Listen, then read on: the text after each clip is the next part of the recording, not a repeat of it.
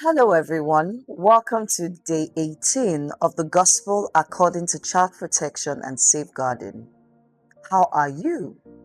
Do you know where your children are? Do you know what they're doing at this very minute? Okay, as always, we start with a quote. More is caught than taught by Johann Wolfgang von Goethe. That's a mouthful. So, when we speak about child protection, oftentimes we focus on the parent and child relationship. Yet, one of the greatest influences on a child's well being is the relationship between the adults raising them. So, what's the relationship between a husband and a wife?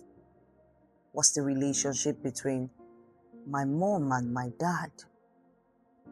Many children are not harmed by what happens to them directly, right? But by what they are forced to witness from their parents. Exposure to conflicts that they had no business seeing, exposure to fights, negative words, things that they had no business hearing. I remember talking to a friend of mine, and she said that she overheard her dad's siblings talking about her mom. So they thought she didn't understand the language. And so they were saying terrible words about her mother, berating her. And she passed, and then they insulted her. And so when her mother came, she told her mother what happened. That these are the things that Auntie so and so said about you. Meanwhile, these people, they live in the house with them. So you can imagine what that did to my friend and her mindset, right? Now, a healthy marriage doesn't mean that it has to be perfect. You have two imperfect people who come together, right? But would they make it work? Would they expose their children to these kinds of things? Now, when we constantly do that to a child, you're actually changing the child's mindset about marriage, about family, and about how to relate with people. The child ought to learn forgiveness from you. The child ought to learn repentance and love, because that's what both of you are meant to do. But in the case where the father is acting so poorly to his wife, and the wife is reacting back, and the child is there watching both of you, what kind of adult do you think this child is going to become? So what exactly is the responsibility of a husband to his wife and a wife to her husband? Husband to wife.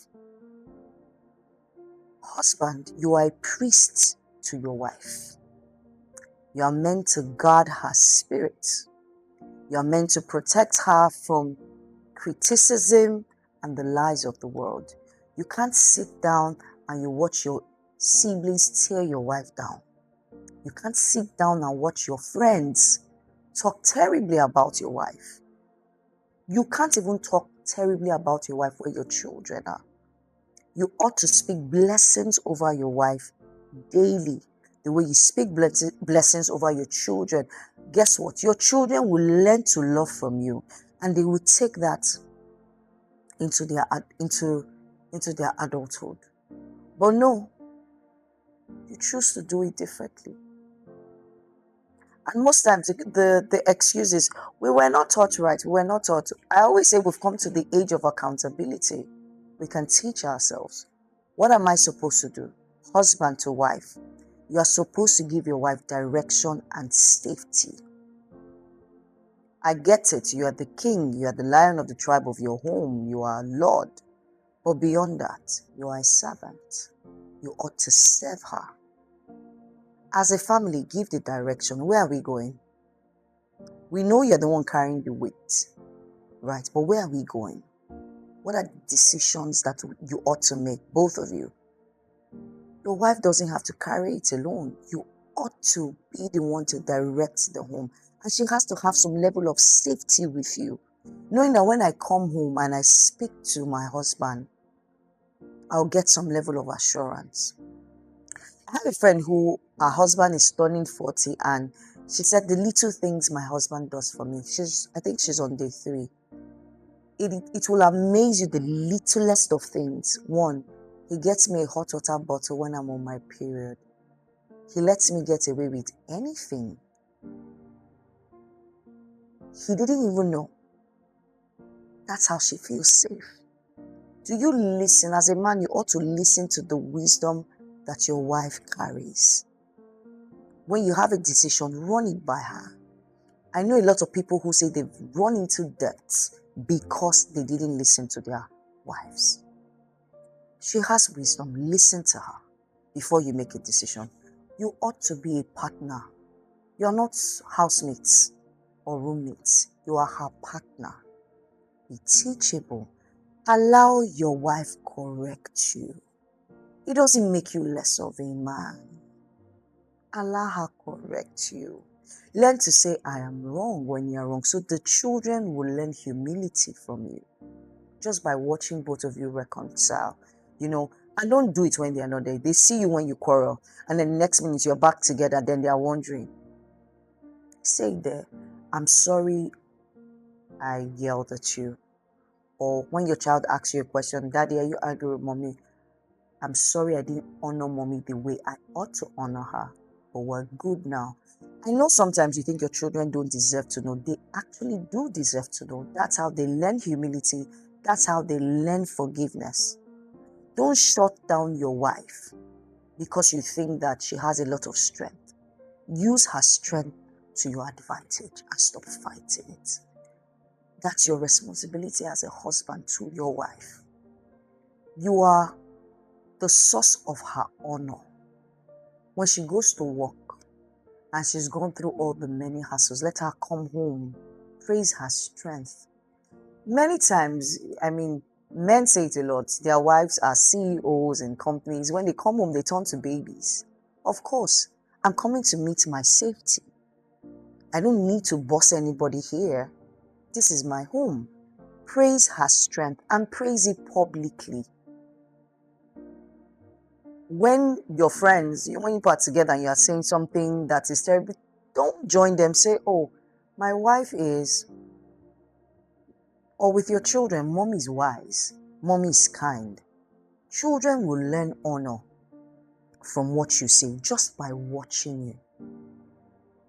They don't have to go to school for it, but if you model it, they would learn from it.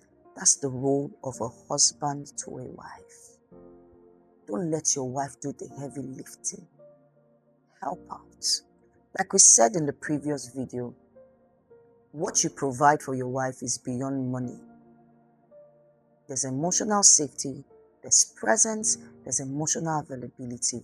Be present. I don't know where they wrote it to. I know we're in Africa that they said it's only women that should get into the kitchen. Help out. Help out. She cooks for you every day. It doesn't cost you anything to cook for her. It doesn't, even for the children. It doesn't. Now let's talk about the woman's role to her husband. A woman is an emblem of strength, right? When your husband is weary and he feels discouraged, what do? You show him, you always see the blind spot that he doesn't see. You reinforce his abilities, you reinforce his strength, and you do it in an honorable way. Because, I always say this, know the character of who you're dealing with, so you know how to deal. You know how to talk to him, and don't say the things that will make him just, flare. As a woman, you know how to redirect your husband when you know he's missing something. A lot of times, I've had several of my friends say this. I told my husband to do this. I told him to do that. He didn't do it, oh. Then he went out. His friend now told him. He now came home and said, honey, did you know that? This, and it's the same thing that I said to him. Yet a friend told him. Now, what most of them do, they're like, yes, you are right. That your friend is right. They don't even quarrel anymore to say, I told you so. You are right. Your friend is correct. The idea is, in fact, you were the one that came up with the idea, because they know the kind of men that they are with, right? You constantly affirm him. Men like to be told, not just men, human beings like to be told how good they are. Encourage them. Just say the right words to him. I see you. I know you're trying, right? That's one. Two, you are his mirror. That's what you are. You are a mirror. You hold up the truth to your husband. You tell him the truth. You confront him in love. You don't have to nag. You confront him in love. And guess what? You help him protect the family. Because sometimes men have tunnel vision. They're just going, it's just one way. I remember when my dad was building, nothing else was important in the house. Whether you ate, whether eat, I'm just building. My mom had to say, oh, we have to do this. We have to do that. Because they're just tunnel vision. They're going somewhere. That's where you come. You don't get angry at them, right? Now, children need to understand that it's okay for you as a wife or a husband to challenge a decision that is made in the house. And you do it amicably. I really don't agree with what you're saying. So let's hear it from your perspective. It's okay to challenge a decision. And that's why a lot of times you have children who have grown up to be adults who want to say things, but they can't, because they feel like, if I talk, nobody will listen. My decision might be challenged. It's okay. There's nothing wrong if your children challenge the decisions that you make, until you explain to them, and when they understand, it is okay. Remember, your wife, she's the keeper of the connection. That's your duty to your husband. You tell him sometimes when he's distant from his children that, Ogbeni, your children haven't seen you in 5 days, or you've been coming home very late. He redirects himself, because you are the bridge in the house. I mean, I can remember, I think it was a preacher who said, every time they had to go see her mother-in-law, and she was busy or she had administration, she would have called her mother-in-law ahead of time, sent items, sent food, sent money. Then when she now tells her husband, oh, I won't be going with you, she won't tell her husband that she has sent money and food. When they call the mother-in-law say, no, don't disturb her. She's very busy. The husband will be like, I don't understand. When did this happen? He said, I understand my mother-in-law now. So I'm the bridge. I don't want to start saying, doesn't she understand that I'm a very busy person? No. She doesn't make him feel guilty. As a wife, don't make your husband feel guilty about the things that he's doing. That's your responsibility to your husband. This amazing institution called marriage is very, very beautiful. At the same time, it's very wonderful. I often say it's a journey of faith, because you are in. You don't know, you're not coming out, because that's not the plan. When both of you were not living together, it was easy. But now you're together, it's a bit dicey. So it's a journey of faith. Whatever you do in marriage is going to affect your children. And the reason why you're together is for the best interest of the child. So whatever actions, whatever behavior is going to affect your children. So you're fighting with your wife, you're making your child feel a certain way, it will affect the child. So it is better, like we said, children are not looking for perfect parents.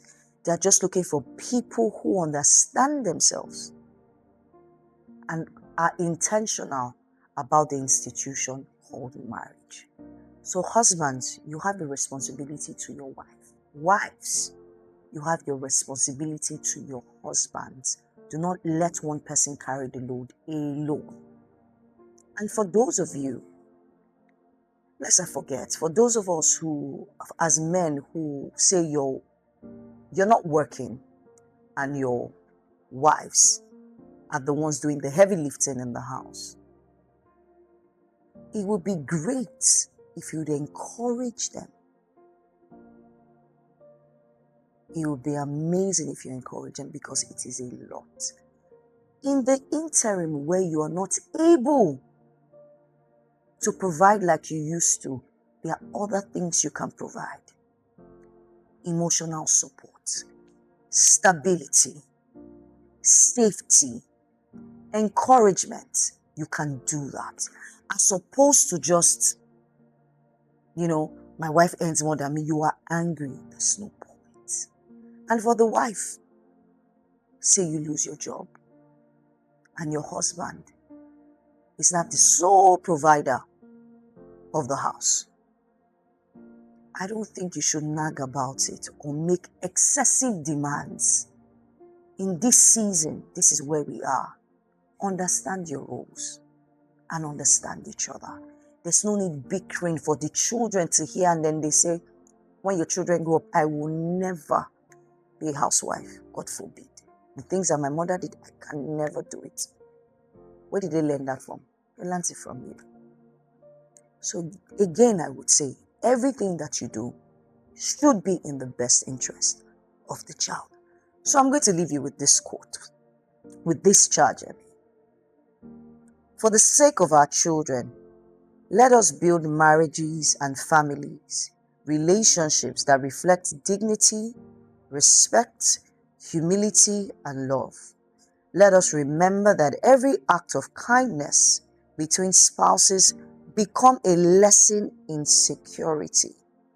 Children need parents who model what healthy love looks like. I leave you with this charge today. So if you know that you haven't been doing this in your home, realign and redirect your steps. I love you, and I'll see you tomorrow for day 19.